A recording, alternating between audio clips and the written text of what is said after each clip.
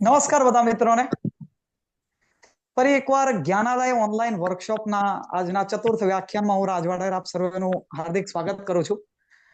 અને આજનો જે શ્રોતાગણ પ્રાપ્ત થયો છે, મહેમાનગણો અને વક્તાથી લઈને બધા જ માટે એક પંક્તિ છે કે તમારા અહીં આજ પગલા થવાના ચમનમાં સૌને ખબર થઈ ગઈ છે, કે તમારા અહીં આજ પગલા થવાના ચમનમાં સૌને ખબર થઈ ગઈ છે. ઝુકાવી છે ગરદન બધી ડાળીઓએ ને ફૂલોની પણ નીચી નજર થઈ ગઈ છે. ફરી એકવાર આપ સર્વનું હાર્દિક સ્વાગત કરું છું. આપણે સૌ જાણીએ છીએ કે જ્ઞાનાલય ઓનલાઈન વર્કશોપનું પ્રથમ વ્યાખ્યાન એ બ્રેલના મહત્વ અને આધુનિક યુગમાં બ્રેલના ઉપયોગો પર થયું. આપણું દ્વિતીય વ્યાખ્યાન એ કમ્પ્યુટર અને મોબાઈલ દ્વારા ગુજરાતી અને હિન્દી કેવી રીતે ટાઈપ કરવું તેના પર થયું. આપણું તૃતીય વ્યાખ્યાન એ અંગ્રેજી ભાષાનું મહત્વ અને કોમ્પિટિટિવ એક્ઝામ્સમાં પૂછાતું અંગ્રેજી આના પર થયું. અને આજના વ્યાખ્યાનનો વિષય છે શું વાંચવું અને કેવી રીતે વાંચવું સ્પર્ધાત્મક પરીક્ષાઓના સંદર્ભે, જેમાં આપણે મુખ્યત્વે ગુજરાત ગવર્મેન્ટની અંડરમાં જેટલી પરીક્ષાઓ આવે છે એના વિષય પર વાત કરીશું. અને જેના માટે આપણી સાથે અક્ષરભાઈ સોની જોડાયા છે, આરપી સાહેબના પુત્ર. તેમની સાથે સાથે આપણી વચ્ચે આજે બે મુખ્ય મહેમાનો છે. સૌ પ્રથમ છે નિર્દેશભાઈ બુચ. તો તેમનાથી પહેલા તો આપ સૌને પરિચિત કરાવું. નિર્દેશભાઈ બુચ મુખ્યત્વે રોટરી ક્લબ ઓફ આદિપુરથી જોડાયેલા છે અને હાલમાં તેઓ ઝોન 2 ના ZRR ની પોસ્ટ પર છે. તે સિવાય તેઓ SRK એજ્યુકેશનની અંદર ઇન્ચાર્જ પ્રિન્સિપલ અને આસિસ્ટન્ટ પ્રોફેસર છે. તે સિવાય તેઓએ રાજ્ય સ્તરે અને રાષ્ટ્રીય સ્તરે ઘણા બધા વિષયોમાં ઘણી બધી. સૌપ્રથમ તો હું નિર્દેશભાઈને વિનંતી કરું કે તેઓ આજના પ્રસંગ પર ઉદ્બોધન આપે. વિરાજભાઈ, ખૂબ આભાર આવકારવા માટે. ખાસ તો ખૂબ જ ખુશી થઈ મને આ પ્રકારનું ઇનિશિયેટિવ જોઈને. એક માઇનર ચેન્જ છે, આદિપુર ક્લબની હવે હું અંજાર ક્લબની અંદર શિફ્ટ થઈ ગયેલો છું. સો હવે હું રોટરી ક્લબ ઓફ અંજાર જે કચ્છની અંદર સ્થિત છે ત્યાંનો એક મેમ્બર છું. અને સૌ પ્રથમ તો સૌથી મુખ્યત્વે કહેવા જઈએ તો આ પ્રકારનું ઇનિશિયેટિવ છે ને, જ્યારે મને વિશ્વભાઈનો કોલ આવેલો ત્યારે બહુ ફેસિનેટિંગ લાગ્યું મને. કારણ કે આ બધા એવા ઇમ્પોર્ટન્ટ ટોપિક્સ છે કે જે આપણી ડેઇલી લાઈફમાં પણ આપણને ખબર નહોતી ને. કરંટ માર્કેટ સિનારીઓ અને બધું ટ્રેન્ડ્સ ને બધું જોઈએ તો ખૂબ બધી વસ્તુઓ બદલાતી જઈ રહી. તો એની અંદર વેસ્ટ બ્લાઇન્ડ અને બિફોર યુ ફાઉન્ડેશને જે આપણા બ્લાઇન્ડ અને સેમી બ્લાઇન્ડ મિત્રો માટે જે આ ઇનિશિયેટિવ લીધેલું છે બહુ જ આવકારદાયક છે. અને ખૂબ જ અભિનંદન એમને. જ્યારે સંદર્ભ પડે ત્યારે હું કોશિશ કરીશ કે થોડી એકેડેમિક રીતે પણ વાત કરું ને અસિસ્ટન્ટ પ્રોફેસર આપણે કઈ રીતના બની શકીએ અથવા એની માટેની લાયકાતની શું જરૂરિયાત હોય છે એ બધા મુદ્દા ઉપર થોડો પ્રકાશ પાડવાનો પ્રયત્ન કરીશ. અને સાથે સાથે મારા ભેગા સાહિલ છે, એમનો તો પરિચય આપશો જ તમે. તો એ પણ ખૂબ જ એજ્યુકેશન અને એના વ્યવસાયની અંદર જ છે, એજ્યુકેશનલ કન્સલ્ટન્ટ છે સાહિલભાઈ. તો એ પણ ઓફકોર્સ ઘણી બધી કોલેજીસ સાથે એસોસિએટેડ છે. તો ડેફિનેટલી એ પણ જેટલું બનશે એટલું આપણે હેલ્પ કરવાની કોશિશ. We can go ahead. Thank you for inviting. ખૂબ ખૂબ આભાર નિર્દેશભાઈ આપનો. આપણી વચ્ચે અતિથિ વિશેષ તરીકે સાહિલભાઈ અરબ જોડાયા છે. તેઓ રોટરી ક્લબ ઓફ અંજારથી છે અને હાલમાં ડિસ્ટ્રિક્ટ 3055 માં ઝોન 2 ના ZRS ની પદવી પર છે. તો હું તેમને પણ વિનંતી કરું કે તેઓ આજના ઉપલક્ષમાં કંઈક. પહેલા તો ખૂબ ખૂબ ધન્યવાદ મને આજના ઇવેન્ટમાં બોલાવવા બદલ. Firstly Rotary Club of west blind ને કોંગ્રેચ્યુલેશન કરીશ કે ભાઈ આવા સ્તરે ગુજરાત લેવલ ઉપર આવું મોટું આયોજન કરવા માટે પહેલા તો ખૂબ ખૂબ અભિનંદન. ને આ મારા ખ્યાલથી પહેલું એવું કાર્યક્રમ નથી, બટ એવા કંઈક કાર્યક્રમ તમે કરતા હોવો છો ને તેના માટે ખાસ જરૂર છે તમારા જેવા ઇનિશિયેટિવ્સની. સાથે સાથે જેમ મારા ZRR એ કીધું કે અમે બંને કચ્છથી બિલોંગ કરીએ છીએ અને સાથે સાથે મારું કામકાજમાં બી I am working as an education consultant. So yes, આપણે રોટરી ક્લબ એજ્યુકેશનને લાગતી વખતે એડમિશન્સ માટે બી કંઈક કામકાજ હોય તો પ્લીઝ આપણે એક સાથે મળીને નાનકડું કંઈક ટાઈપ કરીને કામ કરશું, જેનાથી હું જ્યાં બનતું સેવા કરી કામ આપી શકીશ. અને સાથે સાથે હજી એક નાનકડું એક રિક્વેસ્ટ કરીશ કે કચ્છ બાજુ તમે પણ કંઈક નાનકડું આયોજન કરો જે સ્પેસિફિકલી કચ્છ પૂરતું હોય, તો એમાં બી સાથ સહયોગ આપીને ઝોન 2 તમારા બદલે સાથે એક પ્રોજેક્ટ કરવાનું આપણે રિક્વેસ્ટ કરીશ વેસ્ટ પ્લાન સાથેની. ચોક્કસ સાહેલભાઈ, ખૂબ ખૂબ આભાર આપનો પણ. और હવે સાહિલભાઈ આપણે આજના વ્યાખ્યાન તરફ જઈએ તો આજના મુખ્ય વક્તા અક્ષરભાઈ સોની છે. ખૂબ જ મહાન વ્યક્તિત્વ અને વિવિધ પરિમાણો ધરાવતું વ્યક્તિત્વ, તો એમનો પરિચય મેળવવો એ તો આવશ્યક બાબત છે. તો એના માટે પ્રદીપભાઈને વિનંતી કરું કે તેઓ આવે અને અક્ષરભાઈથી આપણને સૌને પરિચિત કરાવે.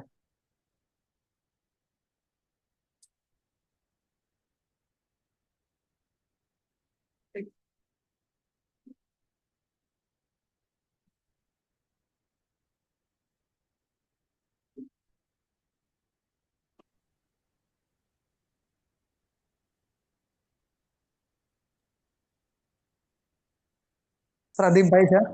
हेलो સંભળાય છે? Yes. Hello I am audible. Yes.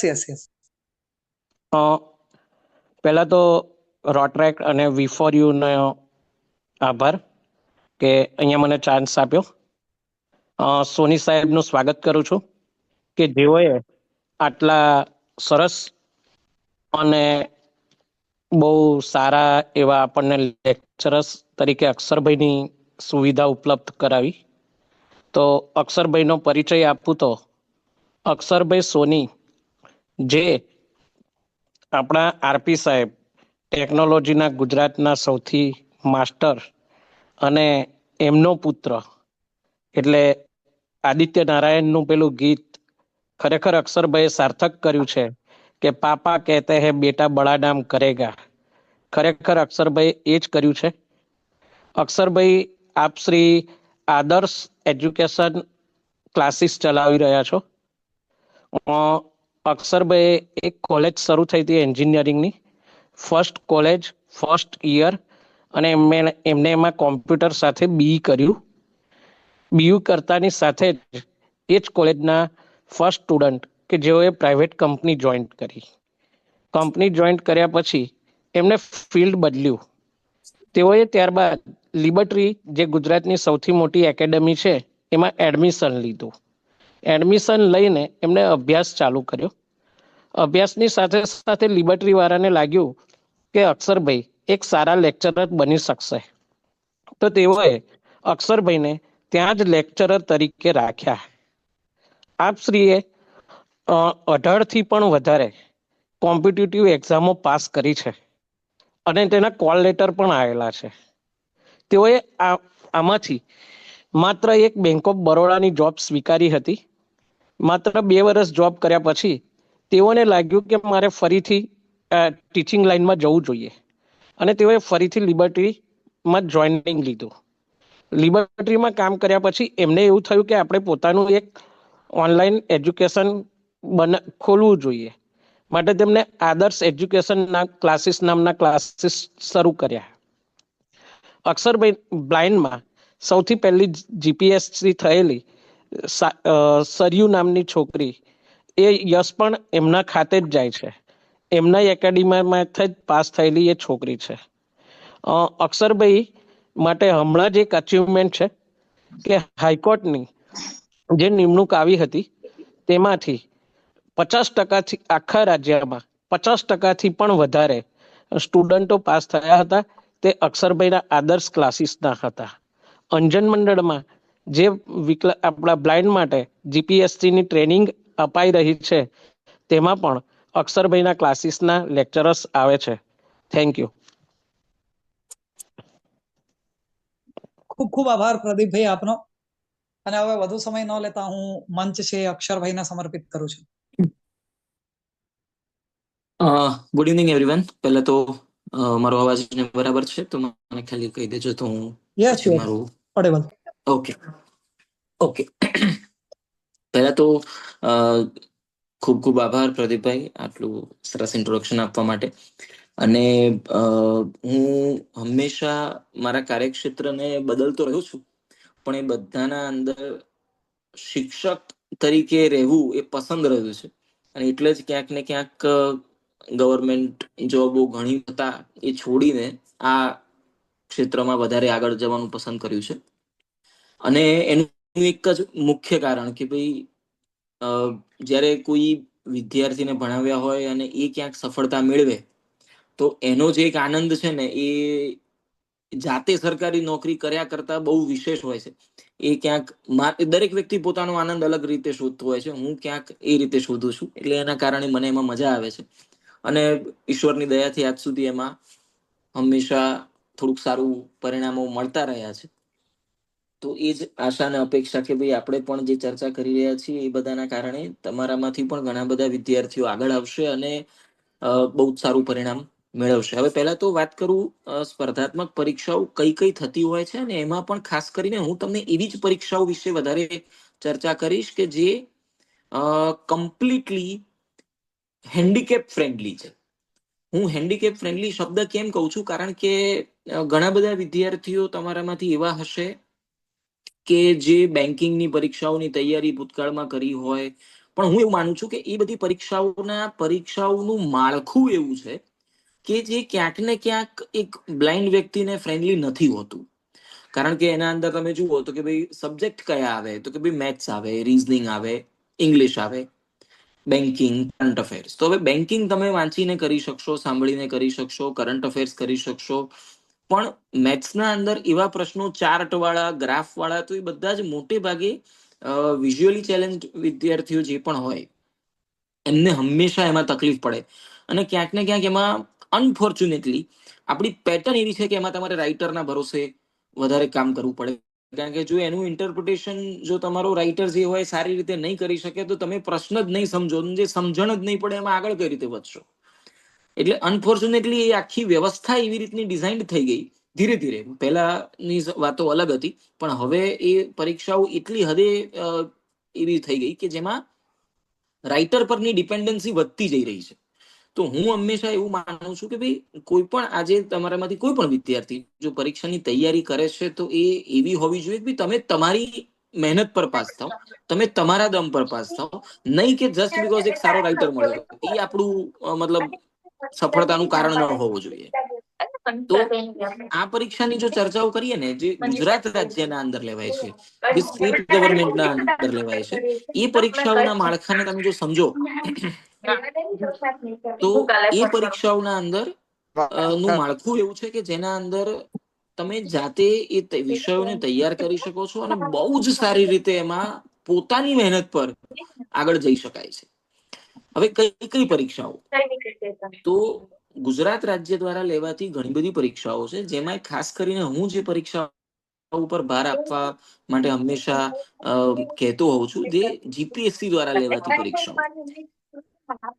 GPSC એટલે એક ગુજરાત પબ્લિક સર્વિસ કમિશન.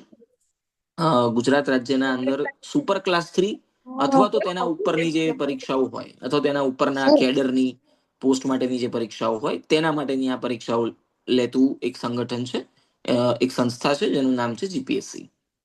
જેના અંદર ખાસ કરીને જે લોકો એસટીઆઈ, સ્ટેટ ટેક્સ ઇન્સ્પેક્ટર, આવી એક પોસ્ટ હોય.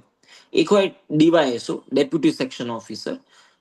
એક હોય જીપીએસસી ક્લાસ 1-2, જે એડમિનિસ્ટ્રેશન વિભાગોના અંદર જીપીએસસીમાં ક્લાસ 1 અને ક્લાસ 2 જેવી પોસ્ટોની વિવિધ વિભાગોમાં ભરતીઓ કરતી હોય. આ પરીક્ષાઓ નિયમિતપણે યોજાય છે. અને હું ખાસ કરીને આજે જે ચર્ચા કરવા માંગુ છું, આમ તો પરીક્ષાઓ બધી બહુ હોય છે, બહુ જ બધી પોસ્ટ, બહુ બધી વેકેન્સી અલગ અલગ આવતી જ હોય છે, પણ આ જે હું નામ કહી રહ્યો છું આ નિયમિતપણે યોજાય છે. જેમ કે જીપીએસસી ક્લાસ 1-2 એ દર વર્ષે આવે. અને હમણાં જ હવે લગભગ તમે સમજીને ચાલો કે 15 થી 20 દિવસના અંદર અંદર આ વર્ષનું કેલેન્ડર બહાર આવી જશે. Calendar in the sense GPSC દર વર્ષે આખા વર્ષમાં કઈ કઈ ભરતીઓ કરવાનું છે તેની કેલેન્ડર એ લોકો જનરલી જાન્યુઆરી મહિનામાં 25 તારીખથી લઈને 30 તારીખના વચ્ચે વચ્ચે એ લોકો બહાર પાડતા હોય છે. તો આવનારા થોડાક જ સમયમાં એનું કેલેન્ડર આવશે, જેમાં તમે જોઈ શકશો કે જીપીએસસી ની ક્લાસ 1, ક્લાસ 2, ડીવાયએસઓ, એસટીઆઈ આ બધાની ભરતી પરીક્ષાઓ આવે છે. હવે આ પરીક્ષાઓનું માળખું શું હોય છે? તો આ પરીક્ષાઓમાં પ્રિલિમ પરીક્ષા પહેલો સ્ટેજ આવે. હવે પ્રિલિમ પરીક્ષામાં વિષયો કયા કયા હોય? તો ઇતિહાસ આવશે, કલ્ચર આવશે, ભૂગોળ આવશે, પોલિટી, બંધારણ જેને કહીએ છીએ તે આવશે, સાયન્સ એન્ડ ટેક એ આવશે, ઇકોનોમિક્સ આવશે, ત્યારબાદ મેથ્સ રિઝનિંગનો પણ એક નાનકડો પોર્શન હોય છે, કરંટ અફેર આવશે. મુખ્યત્વે આટલા પોર્શન એના અંદર યોજાતા હોય છે. હવે હું એસટીઆઈ અને ડીવાયએસઓ ની પહેલા ચર્ચા કરું છું, ક્લાસ 1 2 ઉપર પછી જઈશ. એસટીઆઈ ડીવાયએસઓ માં 200 માર્કનું પ્રિલિમ પરીક્ષાનું પેપર હોય છે. આ 200 માંથી મેથ્સ રિઝનિંગ નું કમ્બાઇન્ડ વેટેજ હોય છે 25 માર્ક. કમ્બાઇન્ડ વેટેજ કહું છું, ટોટલ થઈને મેથ્સ રિઝનિંગ આવે 25 માર્કનું. હવે જો તમે આમાં વિચારો ને કે જો જનરલી આ વિષયમાં જે વિઝ્યુઅલી ચેલેન્જ વ્યક્તિઓ હોય એમને તકલીફ થોડીક રહેતી હોય છે. આનો મતલબ એવો બિલકુલ નથી કે મેથ્સ રિઝનિંગ બ્લાઇન્ડ સ્ટુડન્ટ્સ ન કરી શકે, એવું સેજ પણ ના હોય. પણ જે જનરલ ટ્રેન્ડ જે હું અત્યાર સુધી ઓબ્ઝર્વ કરતો રહ્યો છું તો એ મુજબ જોઉં તો આ વિષયમાં તકલીફ હોય છે, તો એનું વેટેજ પણ કમ્પેરેટિવલી બહુ જ ઓછું છે. 25 માર્કનો ઇતિહાસ આવશે, 25 માર્કનું કલ્ચર આવશે, 25 માર્કનું પોલિટી આવશે, 25 માર્ક તમારા ભૂગોળના છે, 25 માર્ક સાયન્સ એન્ડ ટેકના છે, 25 માર્ક કરંટ અફેરના છે અને 25 માર્ક ઇકોનોમિક્સના છે. તો આમાંથી આ બાકીના જે તમામ વિષયો છે ને એ જો હું પોતે પણ જો આંખ બંધ કરીને તૈયાર કરવા ઈચ્છું તો બિલકુલ થઈ શકે, કારણ કે બાકીના બધા વિષયો તમારા ગણતરી કરતા સમજણ શક્તિ પર વધારે નિર્ભર કરે છે, તમારી લેવલ ઓફ અન્ડરસ્ટેન્ડિંગને વધારે કેળવે છે. આજે દાખલા તરીકે ભારતનું અર્થતંત્રને સમજવા માટે એમાં તમારી સમજણ શક્તિ છે, એમાં તમારી કોઈ ગણતરીઓ નથી. અને એ બધી જ વસ્તુઓ તમે બહુ જ શાંતિથી વાંચીને, સાંભળીને, સમજીને તૈયાર કરી શકો છો. એક વખત તમારી પ્રિલિમ પાસ થાય, 200 માર્કની પ્રિલિમ હોય છે, એ તમે જો ક્લિયર થાવ છો તો ત્યારબાદ તમારો જે સ્ટેજ આવે એ મેઇન્સ પરીક્ષા હોય. મુખ્ય પરીક્ષા લેખિત હોય છે. લેખિત એટલે ડિસ્ક્રિપ્ટિવ પેપર આવે. એના વિશે પ્રિલિમ પરીક્ષા એમસીક્યુ હોય કે જેમાં ખાલી એબીસીડી ટીક કરવાનું, એ રીતેનું સ્ટ્રક્ચર હોય છે. મુખ્ય પરીક્ષાના અંદર તમારું લેખિત આયોજન થશે, જેમાં આ બધા તો વિષયો જે આપણે પ્રિલિમમાં જોયા એ બધા ખરા જ, ખાલી એમાંથી મેથ્સ રિઝનિંગ નીકળી જાય. એટલે મુખ્ય પરીક્ષાના જેના માર્ક ગણાય, પ્રિલિમના માર્ક ગણાતા નથી હોતા, એ માત્ર ક્વોલિફાઈંગ છે. કારણ કે મુખ્ય પરીક્ષા આખા ગુજરાતની લેવી એ સરકાર માટે પણ બહુ અઘરું કામ થઈ જાય. એટલે જે પ્રિલિમ ટેસ્ટ છે એ માત્ર ને માત્ર એક સ્ક્રીનિંગ હોય છે કે ભાઈ અમે કોનું પેપર આખું લખેલું ચેક કરીએ, એના માટે સરકાર એક સ્ક્રીનિંગ કરે કે ભાઈ અમારે આ 10-12 હજાર લોકોની પરીક્ષા આખી આમના આખા પેપરો વાંચવા છે, તો એ પ્રિલિમ પરીક્ષામાંથી માત્ર ક્વોલિફાઈંગ છે, એ પાસ થઈ જાઓ છો તો ત્યારબાદ મુખ્ય પરીક્ષા અને એના જ માર્ક ગણાય અને મુખ્ય પરીક્ષામાં મેથ્સ રિઝનિંગ નીકળી જશે. સામે અમુક વિષયો બીજા એડ થશે, જેમ કે પબ્લિક એડમિનિસ્ટ્રેશન અને જાહેર વહીવટ જેને આપણે કહેતા હોઈએ છીએ તે એડ થઈ જાય. અને સૌથી મુખ્ય 2 વિષયો જે મુખ્ય પરીક્ષામાં એડ થાય તે છે ગુજરાતી અને અંગ્રેજી. એના આખા એક પેપર હોય છે. એટલે મુખ્ય પરીક્ષામાં જો ડીવાયએસઓ અને એસટીઆઈ જેવી પોસ્ટની વાત કરીએ તો તેના અંદર 4 પેપર આવે. એમાં 2 જનરલ સ્ટડીઝના પેપર હોય. જનરલ સ્ટડીઝ એટલે જે મેં પ્રિલિમના વિષયો કીધા એ જ બધા, history, culture, economics, science and tech, આ જ બધા વિષયો, પોલિટી. એના 2 પેપરો થાય. પેપર 1 માં અમુક વિષય, પેપર 2 માં બાકીના વિષય. અને એથિક્સ અને પબેટ એમાં એડ થઈ જશે. એથિક્સ એટલે નીતિશાસ્ત્ર, બરાબર, અને પબેટ એટલે પબ્લિક એડમિનિસ્ટ્રેશન, જાહેર વહીવટ. આ 2 વસ્તુઓ એડ થશે. અને પેપર 3 એન્ડ પેપર 4 તમારા ગુજરાતી અને ઇંગ્લિશના રહેશે. 100 માર્કના આખા પેપર જ ગુજરાતી ભાષા અને અંગ્રેજી ભાષા ઉપર હોય છે. અને ભાષા હોય કે બાકીના વિષયો હોય, આમાં આ બધી જ વસ્તુઓ તમે જો એના વ્યવસ્થિત પુસ્તકોને વાંચ્યા હોય, જો એને સાંભળ્યા હોય, તમે ચાહે એને ઓડિયો બુક્સથી કરતા હો કે ચાહે તમે એને વાંચીને કરતા હો, એ આરામથી થઈ શકે. એની એક લેખિતની એક અલગ કૌશલ્ય છે જો તમારું હોય, ભાષા કૌશલ્ય જો તમારી પાસે છે, તો તમે તમારું જે પણ નોલેજ છે એને સારી રીતે જો તમે ખાલી લખી શકતા હો અથવા તો લખાવી શકતા હો તો એ મુખ્ય પરીક્ષા પાસ કરવી પણ સરળ હોય છે. 2 જ સ્ટેજની એક્ઝામ છે, ડીવાયએસઓ અને એસટીઆઈ બંને. આ લગભગ નિયમિતપણે યોજાતી હોય છે. ત્યાર પછી જે બીજી એક્ઝામ એનાથી પણ ઉપરના લેવલની, જે ગુજરાત સ્ટેટમાં લેવાતી સૌથી ઊંચામાં ઊંચી પોસ્ટ કહેવાય, that is GPSC, Gujarat public service commission દ્વારા લેવાતી ક્લાસ 1-2 ની એક્ઝામ. જીપીએસસી ક્લાસ 1-2 એ એડમિનિસ્ટ્રેટિવ પોસ્ટ માટેની લગભગ દર વર્ષે યોજાય છે. ક્યારેક કોઈક વર્ષે રહી ગઈ હોય, મતલબ કોઈ પણ કારણોસર એ અલગ વાત છે, બાકી લગભગ દર વર્ષે એનું આયોજન થતું હોય છે. અને એના અંદર જે માળખું છે એ કેવું છે કે પ્રિલિમ પરીક્ષા 400 માર્કની છે. 400 માર્કના અંદર પેપર 1 જે આવે એમાં 200 માર્કનું પેપર 1, 200 માર્કનું પેપર 2. વિષયો બધા જ એના એ જ જે મેં ડીવાયએસઓ એસટીઆઈમાં કીધા, કોઈ જ ફેરફાર નહીં, ખાલી વેટેજ બધાના ડબલ થઈ જાય. એટલે મેથ્સ રીઝનિંગ ભેગું થઈને 50 માર્ક થઈ જાય પેપર 1 ના અંદર. પેપર 1 માં જ ઇતિહાસ આવે 50 માર્કનો, પેપર 1 માં જ કલ્ચર આવે, સાંસ્કૃતિક વારસો ગુજરાતનો ભારતનો, જે 50 માર્ક, અને પેપર 1 માં જ પોલિટી આવે, બંધારણ, 50 માર્ક. પેપર 2 ના અંદર ઇકોનોમિક્સ, અર્થશાસ્ત્ર, ત્યારબાદ સાયન્સ એન્ડ ટેક, ત્યારબાદ જીઓગ્રાફી, અને ત્યારબાદ કરંટ અફેર, બધાના 50 50 50 50 એમ કરતા બીજા 200 માર્ક બને. હવે આની સૌથી ખાસ અને સારી બાબત શું હોય છે કે આમાં તમારે સબ્જેક્ટ વાઇઝ આ પરીક્ષાઓને કઈ રીતે ટાર્ગેટ કરવી જોઈએ, પહેલા હું તમને એ સમજાવું અને ત્યારબાદ ક્યાંથી તૈયારી કરવી એ સમજાવીશ. તો આ પરીક્ષાની સૌથી સારી બાબત એ છે કે આમાં તમારે સબ્જેક્ટ વાઇઝ ક્યાંય સ્કોરિંગ કરવાની જરૂર નથી. દાખલા તરીકે 400 માંથી સમજો કે ભાઈ 150 માર્ક કટ ઓફ છે, તો આ 150 માર્ક કયા વિષયમાંથી લાવવા એ તમારા ઉપર છે. તમે સમજો કે શક્ય છે કે ભાઈ તમારા ઇતિહાસ અને અર્થશાસ્ત્ર જેવા વિષયો તમારા બહુ સારા છે, તો તમે એમાંથી મેક્સિમમ સ્કોર કરો. બાકીના બધામાંથી થોડા થોડા કરતા પણ તમે જો 150 ક્રોસ કરી જાઓ છો તો પણ તમે પાસ છો. આમાં જે બાકીની સેન્ટ્રલ ગવર્મેન્ટની પરીક્ષાઓમાં કેવું હોય છે કે તમારે મેથ્સમાં બી અમુક સ્કોર કરવાનો, રીઝનિંગ, દરેક સબ્જેક્ટમાં તમારે એનું subject wise cut off clear કરવું પડે. એ આના અંદર હોતું નથી. એટલે સૌથી સારી બાબત એ છે કે ભાઈ તમે ટોટલ સ્કોર ક્રોસ કરવાનો છે. હવે એમાં તમે અમુક વિષયોને ટાર્ગેટ કરી શકો કે ભાઈ ચલો કોઈ કે બીએ વિથ હિસ્ટ્રી કર્યું છે તો એમના ઇતિહાસ સબ્જેક્ટ ઉપર પકડ સારી હોય તો તમે એમાંથી બની શકે એટલો સ્કોર કરી શકો. અમુક રસના વિષયો હોય, ભાઈ કોઈકને સમજો કે ભાઈ ભૂગોળમાં મજા આવે છે, કોઈકને અર્થતંત્રમાં મજા આવે છે, કોઈકને સાંસ્કૃતિક વારસો ભણવું ગમે છે, કોઈકને બંધારણ જાણવું ગમે છે, તો તમે તમારા રસના વિષયમાં વધારે સ્કોર કરો અને બાકીના વિષયોમાં તમે થોડું થોડું કરીને પણ જો ટોટલ કટ ઓફ ક્લિયર કરી શકો છો તો પણ જીપીએસસી તમને આગળ વધવાની તક આપે છે. આ સૌથી સારી બાબત છે. સેમ વસ્તુ મુખ્ય પરીક્ષામાં પણ છે કે મુખ્ય પરીક્ષામાં જીપીએસસી ક્લાસ 1 2 માં જોવા જઈએ તો 900 માર્કનું પેપર હોય છે. 150 માર્કના 6 પેપર બની જતા હોય છે, જેમાં ગુજરાતી ભાષા 150 માર્ક, અંગ્રેજી ભાષા 150 માર્ક, નિબંધ લેખન 150 માર્ક, અને બાકીના જે જનરલ સ્ટડીઝના સબ્જેક્ટો જે આપણે જોયા હતા એ બધા વહેંચાઈને ફરીથી બીજા 150 માર્કના 3 પેપર બને. એટલે ટોટલ થઈને 900 માર્ક બને. અને ત્યારબાદ 100 માર્કનો ઇન્ટરવ્યુ હોય છે.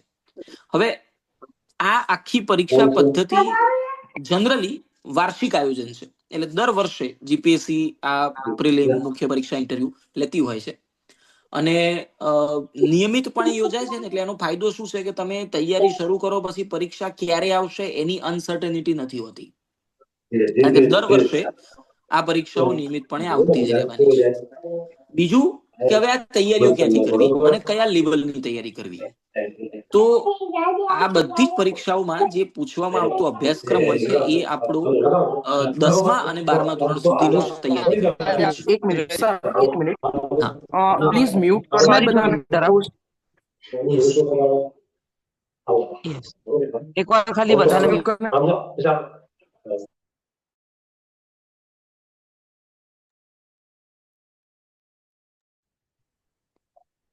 Yes continue. ઓકે. તો હવે આની તૈયારી ક્યાંથી કરવી, આ મેં તમને અત્યાર સુધી જે વાત કરી એ માત્ર સ્ટ્રક્ચર હતું કે ભાઈ પરીક્ષામાં કયા વિષય કેટલા માર્કના આવે છે. તૈયારી ક્યાંથી કરવી, તો હવે તમે 2-3 રીતે તૈયારી કરી શકો છો. પહેલું કે જે આપણું શાળા પાઠ્યપુસ્તક મંડળ દ્વારા જે બહાર પાડવામાં આવતી જે પાઠ્યપુસ્તકો જેનો આપણે સ્કૂલ કોલેજમાં અભ્યાસ કર્યો છે સ્કૂલ સમયગાળામાં, એ જ વસ્તુઓ પકડો. અથવા તો જીસીઆરટી દ્વારા જે બહાર પાડવામાં આવતા પુસ્તકો છે એ લઈ શકો છો. સૌથી પહેલા જો તમારે એકદમ પાયાથી તૈયારી શરૂ કરવી હોય તો 8મા ધોરણની જીસીઆરટી થી શરૂઆત કરવી જોઈએ. 8, 9, 10ના પુસ્તકો અને ત્યારબાદ 11મા 12માના પુસ્તકો તરફ આગળ વધી શકાય. પણ એનાથી અઘરું કશું જ પૂછવામાં નથી આવતું. એના સિવાયનું બહારનો કોઈ અભ્યાસક્રમ આવતો નથી. એટલે આપણે સ્કૂલ સમયગાળામાં જે અભ્યાસ કર્યો છે એ જ વસ્તુઓને હવે પણ તૈયાર કરવાની છે. પણ હવે માત્ર એટલું છે કે તમારે એક અલગ ડાયમેન્શનથી એને વિચારવાનું છે, કે તમારે એના એડમિનિસ્ટ્રેટિવ પોઈન્ટ ઓફ વ્યૂઝને સમજવાના છે કે ભાઈ આપણે સ્કૂલ કોલેજમાં જે ભણતા હતા તો એના જ હવે એડમિનિસ્ટ્રેટિવ પોઈન્ટ ઓફ વ્યૂ એટલે શું, તો જીપીએસસી કેવા પ્રકારના પ્રશ્નો કરે. તો દાખલા તરીકે હું તમને કહું તો બધાને ખબર હશે કે ભાઈ એક ઉદાહરણ આપું છું કે આપણે વાંચીએ તો કયા પરિપ્રેક્ષ્યમાં વાંચવું જોઈએ. એક ખાલી એક સમજાવવા માટે એક્ઝામ્પલ આપું છું કે જીપીએસસી ની નીડ શું હોય છે, પરીક્ષા માટે શું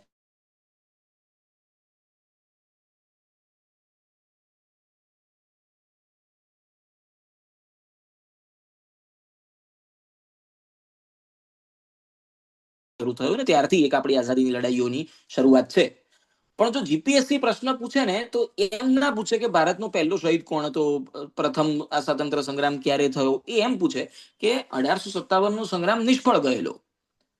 તો એ શું કામ નિષ્ફળ ગયો, તો એના પાછળના આર્થિક કારણો કયા કયા હતા, 1857 નો સંગ્રામ નિષ્ફળ જવા પાછળના રાજકીય કારણો કયા કયા હતા, 1857 નો સંગ્રામ નિષ્ફળ જવા પાછળના સામાજિક કારણો કયા જવાબદાર હતા. તો હવેનું જે વાંચન છે, આપણે સ્કૂલ કોલેજમાં જે વાંચ્યું ને એ માત્ર એક ફેક્ચ્યુઅલ ડેટાને આપણે સમજ્યા છીએ કે ભાઈ આ જગ્યાએ લડાઈ થઈ હતી, આ જગ્યાએ આ મહારાજાએ આ રાજાને હરાયો, પણ એના પાછળના કારણો, તથ્યોની પાછળના કારણોને હવે સમજતા થઈએ તો આ પરીક્ષા પદ્ધતિને આપણે સંપૂર્ણ રીતે ન્યાય આપી શકીએ. હવે એને કઈ રીતે સમજવું, તો એને કરવા માટેના બે ત્રણ રસ્તાઓ હોય છે. પહેલો રસ્તો એ છે કે તમે જીસીઆરટી નું વાંચન શરૂ કરો અને એની સાથે સાથે ગુજરાત ગવર્મેન્ટમાં પૂછાઈ ગયેલા પ્રશ્નો જે હોય, મુખ્ય પરીક્ષામાં કયા પ્રકારના પ્રશ્નો આવ્યા છે એ તમે સાથે લઈને બેસો તો તમને એ દરેક સવાલો સમજાતા જાય કે અચ્છા કે ભાઈ એવા માર્કેટમાં અનેક પબ્લિકેશનના પુસ્તકો અવેલેબલ હોય છે, જેમ કે વર્લ્ડ ઇન બોક્સ, યુવા પબ્લિકેશન, આ બધા એ પબ્લિકેશન છે કે જે આ પરીક્ષાઓ માટેના પુસ્તકો બહાર પાડે છે. તો એ લોકોએ એવા પુસ્તકો બનાવેલા જ છે કે જેમાં અત્યાર સુધીના પ્રશ્નોનું analysis subject wise, topic wise કર્યું હોય. તો હવે તમે જ્યારે ફરીથી વાંચન એ તમારું જૂનું શરૂ કરો તો તમે હવે જ્યારે આઝાદીની લડાઈઓ વાંચતા હો ત્યારે એમાંથી કયા પ્રશ્નો પૂછાયા એ તમે વાંચો તો એ આખા પરિમાણો સમજાય અને તમને એ ખ્યાલ આવે કે અચ્છા હવે મારે આ રીતે વિચારતા થવાનું છે. અને એ પરીક્ષાની નીડને સમજીએ અને સાથે સાથે થોડુંક ભાષા કૌશલ્ય હોય કે આપણને જે આવડે છે એના કરતા તમે એ વસ્તુને કેટલી સારી રીતે પેપર પર ઉતારાઈ શકો છો એનું વધારે મહત્વ છે. આમાં કેવું હોય છે કે સ્પર્ધાત્મક પરીક્ષા, હું હંમેશા મારા વિદ્યાર્થીઓને એવું કહેતો હોઉં છું કે સ્પર્ધાત્મક પરીક્ષામાં એવા વ્યક્તિઓ પાસ નથી થતા જેને બહુ આવડે છે. સ્પર્ધાત્મક પરીક્ષામાં એવા વિદ્યાર્થીઓ પાસ થાય છે જે એમના લિમિટેડ નોલેજને બહુ સારી રીતે રિપ્રેઝન્ટ કરી શકે છે. મારી પાસે જ્ઞાનનો ભંડાર છે, પણ જો એ મારા જ્ઞાનના ભંડારને હું તમારી સામે રજૂ નહીં કરી શકું અને જો તમે એને સમજી નહીં શકો તો એ વસ્તુ કોઈ કામની નથી. તો તમને જે આવડે છે એ વસ્તુઓ તમે જ્યારે એને લેખિત સ્વરૂપ આપો ત્યારે બહુ જ સારા સ્વરૂપે તમે એને દર્શાવી શકવા જોઈએ. બસ આ વસ્તુ જો કરતા આવડી ગયું તો આપણે બિલકુલ એમાં આગળ જઈ શકીએ. થોડુંક ભાષા કૌશલ્ય કેળવવું પડે. કોઈ પણ સવાલને લખવાના અંદર આપણે કઈ રીતે એ વસ્તુને સારી રીતે રિપ્રેઝન્ટ કરી શકીએ, આ જો આપણે કરતા થઈ ગયા તો આના અંદર આપણે આગળ બહુ જ સરળતાથી વધી શકીએ છીએ. એટલે ભાષા કૌશલ્ય બહુ જ જરૂરી છે અને સાથે સાથે જે બીજું જરૂરી છે તમારું નોલેજ.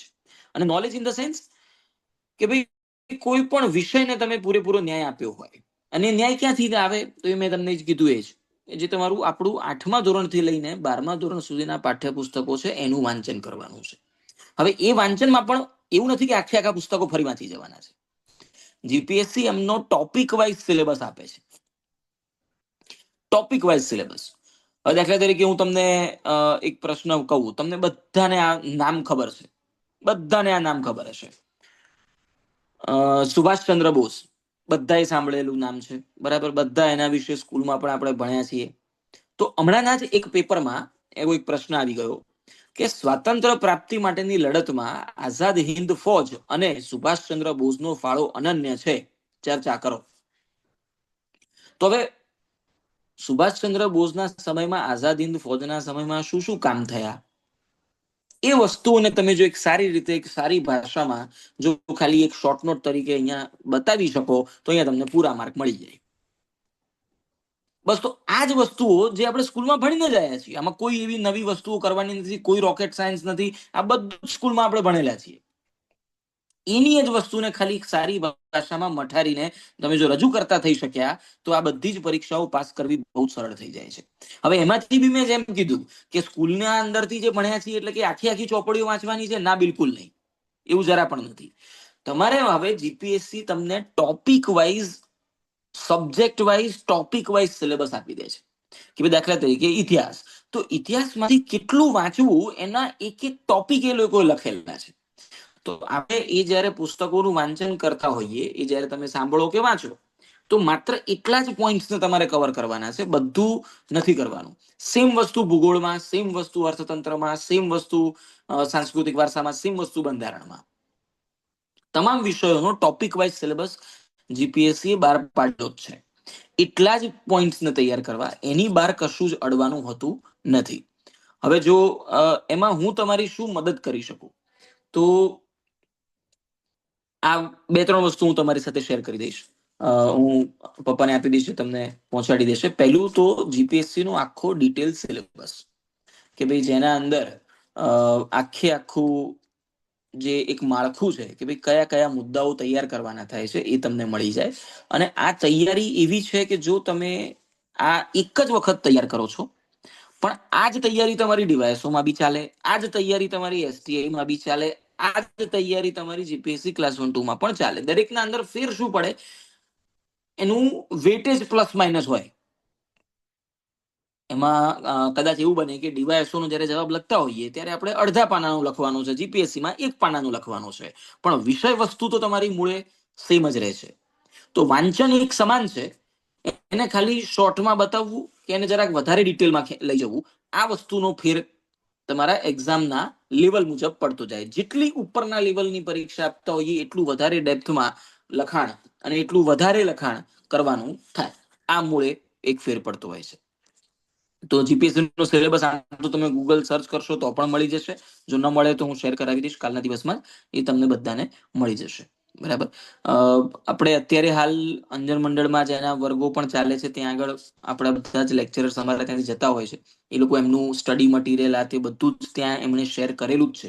એટલે જો કોઈ વિદ્યાર્થીને એવું હોય કે ભાઈ સર અમને આ બધું શોધવાની મહેનત નથી ફાવતી, ઇટ્સ ઓકે, એ મારું કામ છે કે ભાઈ તમે બધા ધોરણના પુસ્તકો લઈને બેસો, એમાંથી સિલેબસ મુજબ બધું એમાંથી સિલેક્ટ કરો અને પછી એમાંથી વાંચો. જો આ મહેનત તમારે નથી કરવી તો અમે કરી દીધેલી છે. તો ત્યાં સંસ્થામાં જ આપણા દરેક ફેકલ્ટી જે જાય છે તેમણે ત્યાં સ્ટડી મટીરિયલ્સ એમના પોતાના બનાવેલા નોટ્સ એમણે આપેલા જ છે. તો બસ ખાલી એટલું જ તૈયાર કરો. અને જો આની વ્યવસ્થિત તૈયારી કરતા લગભગ મારું એવું માનવું છે કે જો આને ડેડિકેટેડલી તૈયાર કરવામાં આવે તો 6 થી 8 મહિનાનો સમય આખા વિષય વસ્તુને તૈયાર કરવામાં લાગે. ડેડિકેટેડ ટાઈમ હું કહું એટલે તમારે સમજવાનું કે આખો દિવસ તમે જ્યારે આની જ ચર્ચા કરતા હો.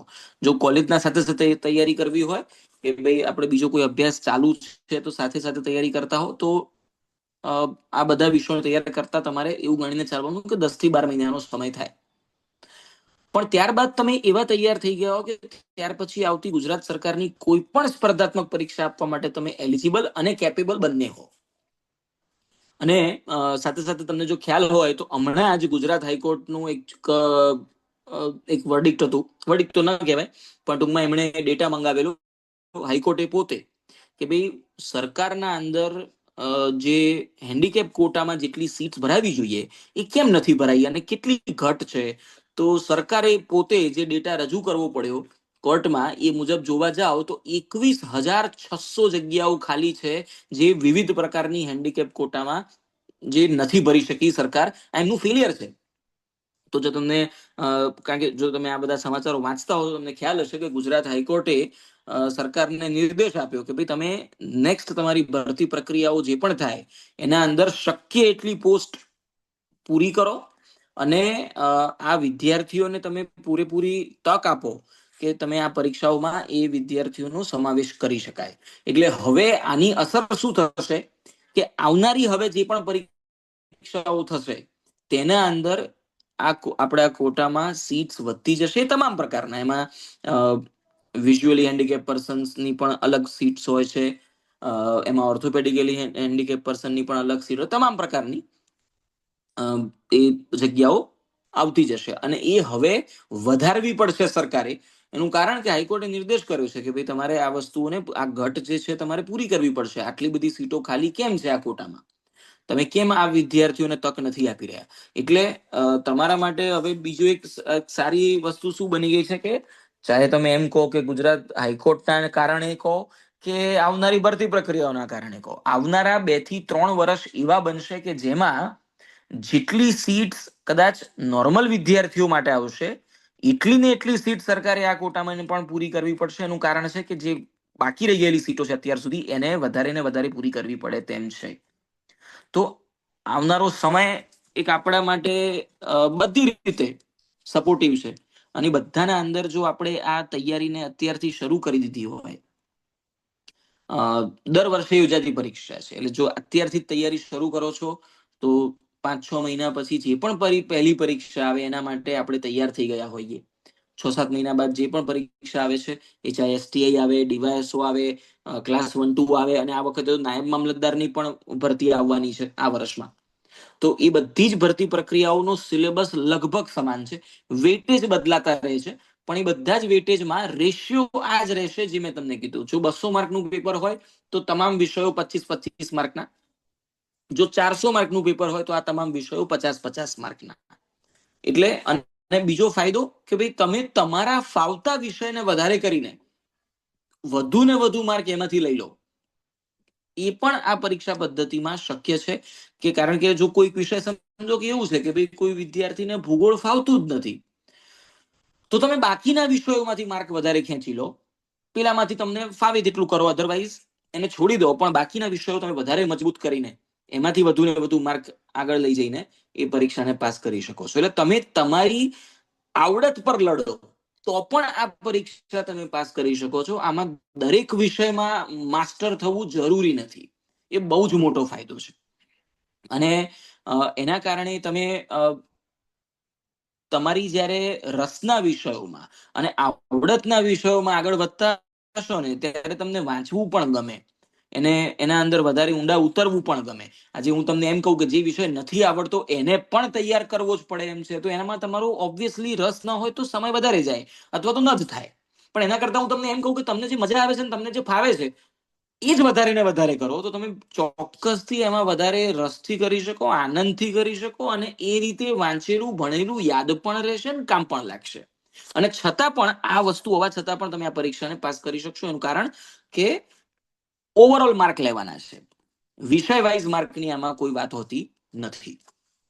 બરાબર? એટલે તમને 2-3 જો તૈયારી આમાં વ્યવસ્થિત કરશો તો ચોક્કસથી તમે આવનારા સમયમાં ગુજરાત ગવર્મેન્ટમાં બહુ સારામાં સારી પોસ્ટ ઉપર જઈ શકાય છે. અને એ અમે કરાવ્યું છે, જોયું છે, અને શક્ય છે. વ્યવસ્થિત તૈયારી કરીએ, એક પ્લાન્ડ પ્રિપેરેશન હોય તો બહુ ઓછા સમયગાળામાં આપણે એક સારી તૈયારી સાથે આવનારા સમયની સરકારી પરીક્ષાઓને ક્રેક કરી શકીએ છીએ. હવે તમારા કોઈ ક્વેશ્ચન હોય તો એ કહેતા જાઓ, તો હું એ લઈ લઉં. તમારા કોઈ ક્વેશ્ચન હોય તો કહો. સર, હાજી. આવનારી 6 એપ્રિલે જીપીએસસી ની પ્રિલિમ્સ છે. હા. મારે એવું જાણવું છે મોક ટેસ્ટ ની વાતો થાય છે, મોક ટેસ્ટ આપણે કઈ રીતે આપવાનું? સોરી, તમારો 6 થી 5 તમારો અવાજ થોડુંક દૂરથી આવતો, સંભળાયું નહીં. શું કીધું તમે? હવે આવ્યો? હા, હવે આવ્યો. હા, એટલે હું એવું કહું છું કે આવનારી 6 એપ્રિલે જીપીએસસી ની પ્રિલિમ્સ છે, તો કઈક મોક ટેસ્ટ ની અત્યારે વાતો ચાલે છે કે છેલ્લા જે 72-73 દિવસ બાકી રહ્યા હોય તો આપણે એને કઈ રીતે પ્રિપેર કરવું કે આપણે કઈ રીતે આપી, કારણ કે મારે આપવાની છે.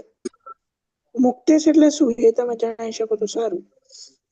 ઓકે, મોક ટેસ્ટ એટલે જે પરીક્ષાનું માળખું છે, 6 એપ્રિલે જે એક્ઝામ થશે એ પરીક્ષાનું જે માળખું છે બિલકુલ એને અંતર્ગત એને ધ્યાનમાં રાખીને જીપીએસસી ના લેવલે બનાવેલા પ્રેક્ટિસ પેપર. અચ્છા. એટલે જીપીએસસી નું જે માળખું છે કે ભાઈ પેપર 1 અને પેપર 2 400 પ્રશ્નો થવા જોઈએ, 200 ક્વેશ્ચન ઈચ, બરાબર. એમાં પેપર 1 ના અંદર તમારા 50 પ્રશ્નો બંધારણના, 50 પ્રશ્નો ઇતિહાસના, એ જે મેં તમને આખું માળખું પહેલા કીધું એ જ માળખાને ધ્યાનમાં રાખીને, જીપીએસસી ની હાલમાં લેવાતી પરીક્ષાઓના લેવલને ધ્યાનમાં રાખીને, અત્યારની સ્પર્ધાત્મક પરીક્ષાઓમાં પૂછાતા પ્રશ્નોના ટ્રેન્ડને ધ્યાનમાં રાખીને અમે અમારી રીતે એક પ્રેક્ટિસ પેપર બનાવતા હોઈએ કે ભાઈ દાખલા તરીકે તમે ઇતિહાસ વાંચ્યું તો એમાંથી તમને ખરેખર કેટલું આવડ્યું તમને ખબર ક્યાંથી પડે. તો એના માટે અમે એક એવા પેપરો બનાવીએ કે જે તમે આપો તો તમને એ ખ્યાલ આવે કે ભાઈ તમારે કયા વિષયમાં હજી મહેનત કરવાની જરૂર છે, અથવા તો કયા વિષયોમાં તમે માનો છો કે વાંચી લીધું છે પણ હજી કચાશ છે, તમે એ લેવલે તૈયાર થયા નથી જે જીપીએસસી નું એક્સપેક્ટેડ લેવલ છે. તો એના માટે અમે એવા પ્રેક્ટિસ પેપર્સ બનાવતા હોઈએ અને એ જ પેપરને કહેવાય મોક ટેસ્ટ. એટલે મોક ટેસ્ટ તમે જેટલા આપશો ને, આ કેવું છે કે આપણે જ્યારે કોઈ પણ પરીક્ષા આપતા હોઈએ તો એના પહેલા આપણે એની ટેસ્ટની તૈયારીઓ જેટલી કરી હોય એટલું તમે વધારે ને વધારે તમારું સ્વમૂલ્યાંકન કરી શકો. મોક ટેસ્ટ નો ફાયદો શું થાય કે આજે દાખલા તરીકે તમે ઇતિહાસ સબ્જેક્ટને તૈયાર કરી નાખ્યો, પણ પછી તમે પેપર આપ્યું ત્યારે ખબર પડી કે માર્ક 50 માંથી 10 જ આવ્યા. તો તમને ખ્યાલ આવે કે ભાઈ મને લાગે છે કે તૈયાર થઈ ગયું છે પણ એકચ્યુઅલી તૈયાર થયું નથી. અથવા તો વાયસા વર્ષા કેસ કે ભાઈ સમજો કોઈક વિષયમાં તમારા સમજો કે ભાઈ 50 માંથી 30-35 સ્કોર થઈ ગયો, તો હવે તમને એ બી ખબર પડે કે ભાઈ હવે મારે આ સબ્જેક્ટમાં બહુ ખાસ મહેનતની જરૂર નથી, હવે હું બીજા વિષય ઉપર ધ્યાન આપું. પણ આવી તમને ખબર ક્યાંથી પડે? કારણ કે આપણે તો વાંચ્યા પછી એમ જ સમજીએ કે મને આવડી ગયું, પણ એ વાંચેલું તમને ખરેખર આવડ્યું કે નહીં એનો અંદાજ ક્યાંથી આવે? તો એ મોક ટેસ્ટ પરથી આવે. એટલા માટે મોક ટેસ્ટ જરૂરી હોય છે. ઓકે, વાંધો નહીં. હેલો, હાજી યુવરાજ, આપનો અવાજ નથી આવતો. રાકેશ વાત કરું છું sir. Good evening. Good evening. Sir, આમાં જે જીપીએસસી ની આપણે સર એક વાત કરી, એટલે એમાં સર જે તમે કીધું કે 200 માર્ક્સના ચાર પેપર હોય, 50-50 માર્ક્સના, બરાબર છે? તો સર આ જે 4 પેપર હોય એ બધા જ એમસીક્યુ ટાઈપ હોય કે એમસીક્યુ વિથ લખવાનું હોય? નહીં, કોઈ પણ પરીક્ષામાં પ્રિલિમિનરી સ્ટેજ જે કહેવાય એમાં બધું જ એમસીક્યુ જ આવે, અને મેઇન્સ એક્ઝામ મુખ્ય પરીક્ષા જે કહીએ એમાં બધું ડિસ્ક્રિપ્ટિવ જ આવે. એટલે ઇતિહાસ વિષય છે તો એ તમારે પ્રિલિમમાં એમસીક્યુ તરીકે કરવાનું છે અને મેઇન્સમાં વિષય વસ્તુ એ જ રહેશે, પણ હવે એને લિખિત સ્વરૂપમાં લઈ જવાનો છે. બંધારણ છે તો એ પ્રિલિમમાં તમને એમસીક્યુ સ્વરૂપે પૂછવામાં આવશે અને મેઇન્સમાં તમને લિખિત સ્વરૂપે પૂછવામાં આવશે. આ ફરક હોય. એટલે વિષયો એકના એક જ છે, પણ પ્રિલિમના એ એમસીક્યુ છે, ઓએમઆર પદ્ધતિ, એબીસીડી વાળા જે ઓપ્શન ચૂઝ કરવાની પદ્ધતિ છે, અને એ જ વસ્તુને હવે તમારે મેઇન્સમાં જાઓ છો ત્યારે લેખિત સ્વરૂપમાં લઈ જવાની છે. દાખલા તરીકે ઉદાહરણ આપું તો તમને પ્રિલિમિનરી પરીક્ષામાં મૂળભૂત અધિકારો બંધારણનો એક ટોપિક છે, ભારતના બંધારણનો મૂળભૂત અધિકારો.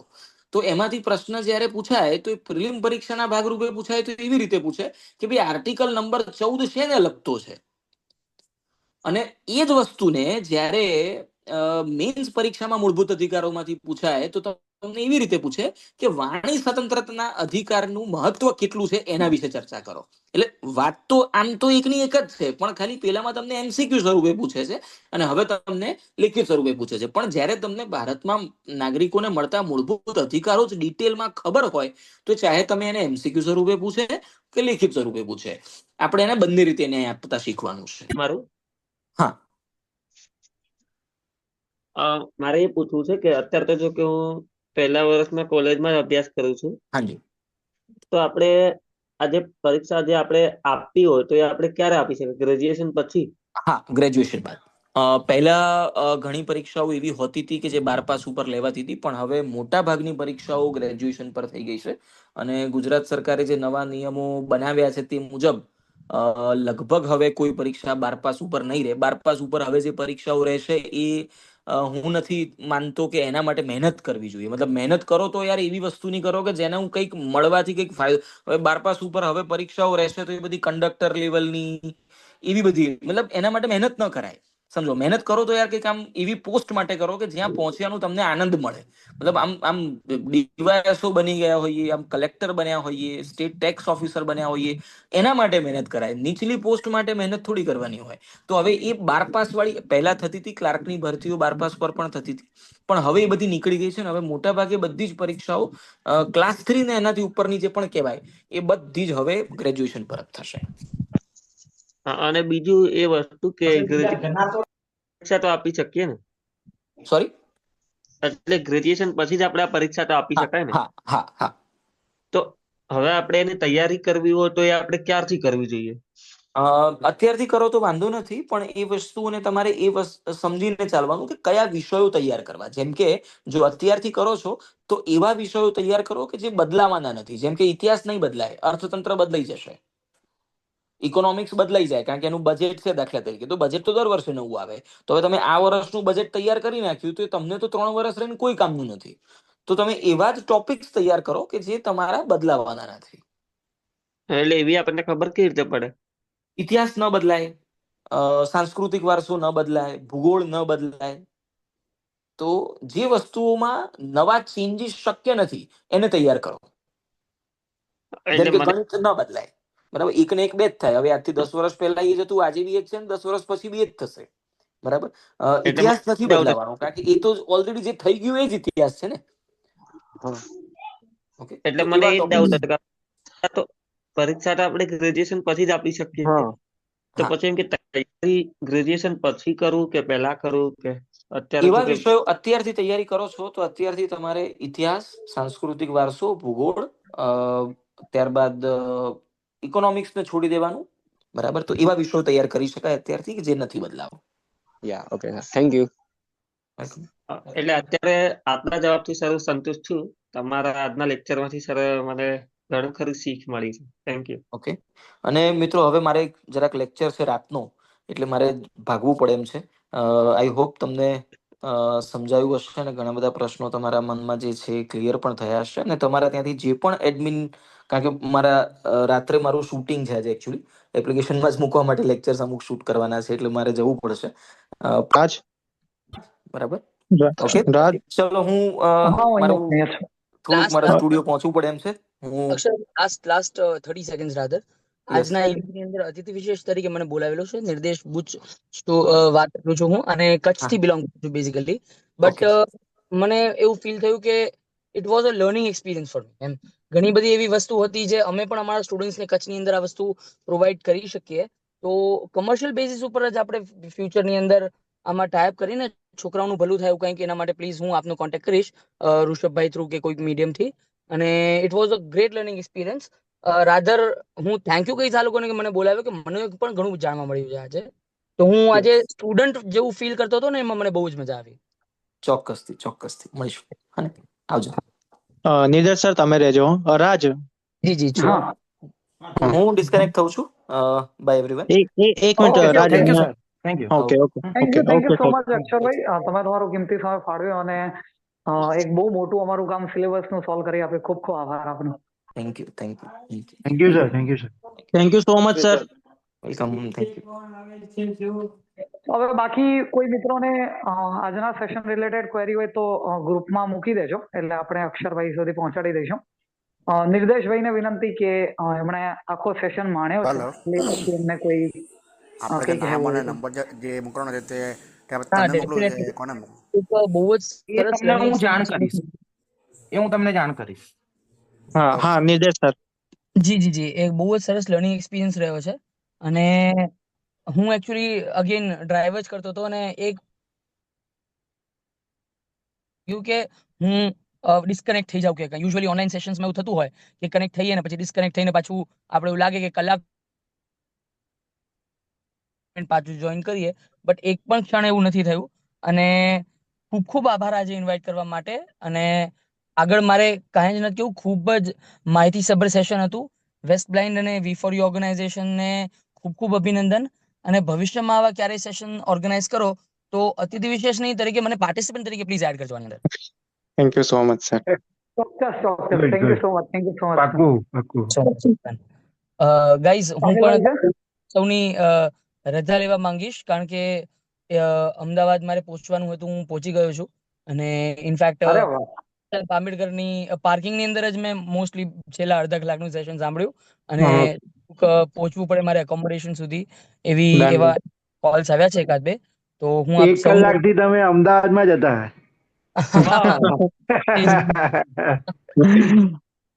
અમદાવાદમાં આવ્યા પછી એકોમોડેશન ના લેવાનું હોય, plan for you. Correct. Actually છે ને ઇન્ડિયાની ફર્સ્ટ વિમેન થિંકર્સ મીટ થવાની છે, તો ઓકે ઓકે આખી ઓર્ગેનાઇઝ કરીએ છીએ. અને એનું વેન્યુ જે છે બાબા સાહેબ આંબેડકર ઓપન. સો ખૂબ સરસ સરસ સ્પીકર્સ આવવાના છે. ઇનફેક્ટ આપણા વિધાનસભાના સ્પીકર શંકરભાઈ પણ અતિથિ વિશેષ તરીકે આવવાના છે. ખૂબ જ પ્રોગ્રામ છે, તો એની માટે થોડી તૈયારીમાં મારે પહોંચવું પડે એવું છે. Okay, all the very best sir. All the best, all the best sir. Thank you so much. Thank you for coming. It was all my time. સાહિલભાઈ. સાહિલભાઈ સર. જી. Yes yes.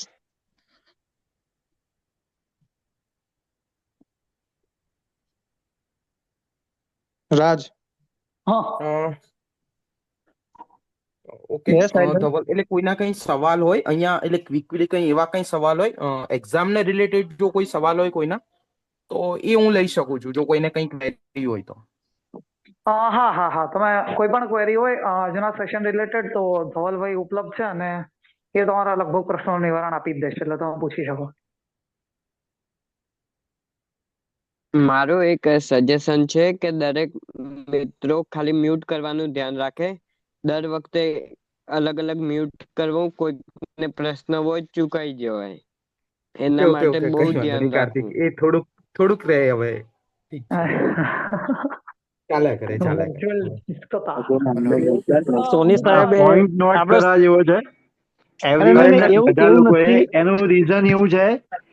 રીઝન એવું છે કે આજે અથવા તો કાલે ગઈકાલે 2 દિવસથી આપણે ચેક કરી, મતલબ જોઈ રહ્યા છે કે લેક્ચર્સ ચાલુ હોય, રેકોર્ડિંગ ચાલુ હોય. આ રેકોર્ડિંગ તમારું જે થઈ રહ્યું છે તમારા માટે જ થઈ રહ્યું છે, અને એમાં લોકોના માઇક્સ ઓન હોય છે, તો જેથી કરીને બહુ ખરાબ રીતે અવાજ આવી રહ્યો છે. તો મતલબ એમાં એવું છે કે અમુક વાર આમાં કેવું થાય છે કે આપણે જોઈન્ટ થઈએ ને તો ઓટોમેટિકલી જે છે મ્યુટ હોય છે, પણ અમુક વાર ટેકનોલોજીના એરરના કારણે, ટેકનિકલ એરરના કારણે અમુક વાર કેવું થઈ જાય છે કે જોઈન્ટ થાવ એટલે તમારું ઓટોમેટિકલી અનમ્યુટ રહે છે. તો કેટલાકને એવું કન્ફ્યુઝન થઈ જાય છે કે અમે જોઈન્ટ છે એટલે મારું મ્યુટ જ છે, કોઈ કારણસર વચ્ચે કોઈ લેફ્ટ થયું કે કોઈ થયું, તો એને જો ઓલમોસ્ટ આ પ્રોબ્લેમ આવતો હોય તો તમે બધા જયારે એકવાર જોઈન્ટ થાવ ત્યારે તમારું માઇક એકવાર 100% ચેક કરી લેવું કે મ્યુટ છે કે અનમ્યુટ. Yes, good idea. સારો આઈડિયા છે, બહુ સાચી વાત છે. હવે એટલે તમારું ધ્યાન સતત તમારા માઇક્રોફોન બટન પર રહેવું જોઈએ કે ચાલુ છે કે બંધ છે. અને ખાસ કરીને એવા સમયમાં કે જ્યારે તમારી આસપાસમાં બહુ બધો ઘોંઘાટ હોય. કારણ કે મેં કાલે જ જોયું, પરમ દિવસે મેં જોઈન કરેલું, કાલે જોઈન કરેલું, તમારું ઓટોમેટિકલી જે છે મ્યુટ હતું, પણ આજે મેં જયારે જોઈન કર્યું ત્યારે અનમ્યુટ હતું. હું તો દર વખતે ચેક કરી જ લઉં છું, એટલે આ પ્રોબ્લેમ થઈ રહી છે અમુક વાર. અને આવતીકાલે પણ જ્યારે જોઈન થઈએ ત્યારે આવતીકાલે પણ એક સારું સેશન છે, તો તમારા આજે જે મિત્રો નથી જોડાયા એ લોકોને સહેજ જાણ કરજો કે આવતીકાલે પણ બહુ આપણે જે હરોળ ચલાવી છે એમાંનું એક સારું સેશન આવતીકાલે પણ છે, જે આપણે 4 દિવસથી જે અટેમ્પ કરી રહ્યા છે. તો આવતીકાલે પણ એક સારું સેશન છે. મેં આજે તકરીબન જોયું 2 દિવસથી 82 પીપલ્સ મતલબ જોઈન થયેલા હોય છે. આજે 75ની આજુબાજુ હતા, એટલે લગભગ 6-7-8 જણ હજુ પણ નથી જોડાયા. તો આમાં શું છે, આવતીકાલે પરમ દિવસે જે ક્વિઝ છે એમાં એ લોકોને તકલીફ ના પડવી જોઈએ કે ભાઈ આ તો ક્વેશ્ચન આવ્યો જ નતો, અમે તો ભણ્યા જ નતા, એટલે લેક્ચર્સમાં આવ્યું જ નતું. તો એ ખાસ કરીને મતલબ લોકો ધ્યાન રાખે એ બાબત પર. આ કોઈ મિત્રનું અત્યારે અનમ્યુટ થયું છે? હા મિત્ર બોલો. અનમ્યુટ થયું હોય ને આપણે ક્લોઝ કરીએ છીએ, જો કોઈના કઈ ક્વેશ્ચન હોય તો.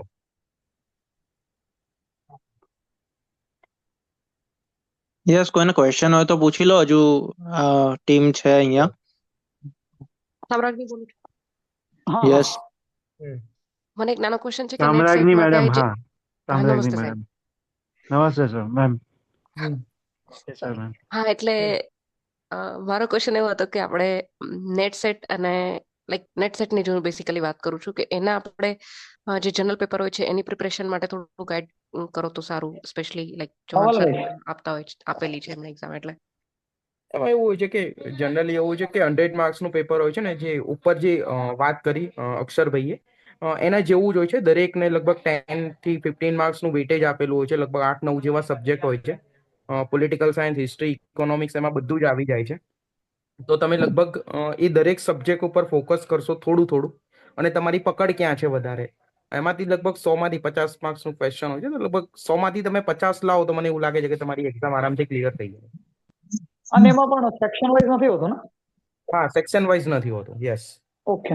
ના, એ તો મેં એક્ઝામ આપી છે એટલે તો આઈડિયા છે, પણ એ પ્રિપરેશન કરવામાં ક્યાંથી કરવી જોઈએ એના બાબતે હું પ્રિપરેશન ક્યાંથી કરવી જોઈએ એના માટેની અમુક બુક્સ આવતી હોય છે યુજીસી નેટ માટેની, જનરલ સ્ટડીઝ માટેની, અને લગભગ એમેઝોન ઉપર એવી 1-2 બુકો અવેલેબલ પણ છે. એક્ઝેક્ટ નામ અત્યારે નથી યાદ આવી રહ્યું, પણ એ સારી બુકો આવે છે એના માટેની. અને જણાવતા ઘણો આનંદ થાય છે કે અહીંયાથી આપણા જે ધવલભાઈ અત્યારે આન્સર આપી રહ્યા છે, યસ, કદાચ ઉત્કર્ષ પબ્લિકેશનની બુક આવે છે, એ ઘણી સારી હોય છે. ધવલભાઈ જે જવાબ આપી રહ્યા છે એમને પણ જીસેટ ક્લિયર કરેલી છે.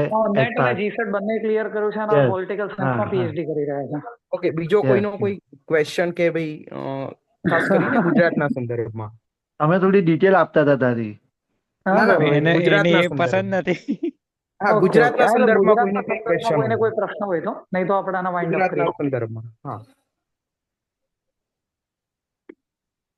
આ તો અક્ષરભાઈએ બચાવી લીધો. આભાર એમનો. હા, નિધન તું હતો જ ત્યાં આપણે. છેલ્લે તમને રાખ્યા હતા ધવલભાઈને. હા, એ જ. ના, એકચ્યુઅલી ધવલભાઈની પણ પકડ આ વિષયોમાં બહુ અદ્ભુત છે. અક્ષરભાઈનું બહુ જબરજસ્ત કામ. લગભગ કોઈને ક્વેશ્ચન નથી. ઓકે, એવું માની લે. કોર્સ રેકોર્ડિંગ બંધ કરી દે ને. ના ના, વાઇન્ડ અપ આભાર માની લેવો. Thank you so much. અક્ષરભાઈ અહીંયા છે નહીં, પણ અક્ષરભાઈનો આભાર અહીંયાથી પરોક્ષ રીતે આપણે વ્યક્ત કરી દઈએ કે આજના સેશન માટે હાજર થાય એટલું જ નહીં, ખૂબ સુંદર મજાની એમણે વાત કરી, સ્થિતિ પર આવી ગયા છે, એટલે એના માટે અક્ષરભાઈનો આભાર. સોની સાહેબનો પણ હું ખૂબ ખૂબ આભાર વ્યક્ત કરું છું. એમના કારણે જ આપણને અક્ષરભાઈની અવેલેબિલિટી પ્રાપ્ત થઈ છે, એટલે સોની સાહેબનો આભાર.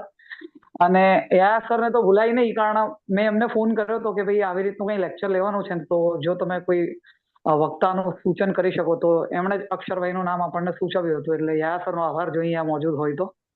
ત્યારબાદ શ્રોતાગણોનું સંખ્યા મિહિરભાઈએ કીધી, આજે 80 નો આંકડો આપણે ટચ ન કરી શક્યા, પણ 76 સુધી તો મેં પણ જોયું હતું. એટલે જે લોકો 76 સુધીમાં હાજર હતા, એટલે એ બધાનો જ આભાર વ્યક્ત કરું છું, અને આશા છે કે આપ સૌએ કંઈકનું કંઈક નવું પ્રાપ્ત કર્યું હશે, અને અહીંયાથી આપ સૌને પણ મારી જેમ એક નવી દિશા પ્રાપ્ત થઈ હશે. રોટ્રેક્ટ અને વિસોરીના સર્વે મિત્રોનો આભાર કે તે લોકો પાછળના 4 દિવસથી મહેનત કરી રહ્યા છે, અને આજના સેશનમાં પણ તેઓ હાજર રહ્યા છે. અસ્તુ.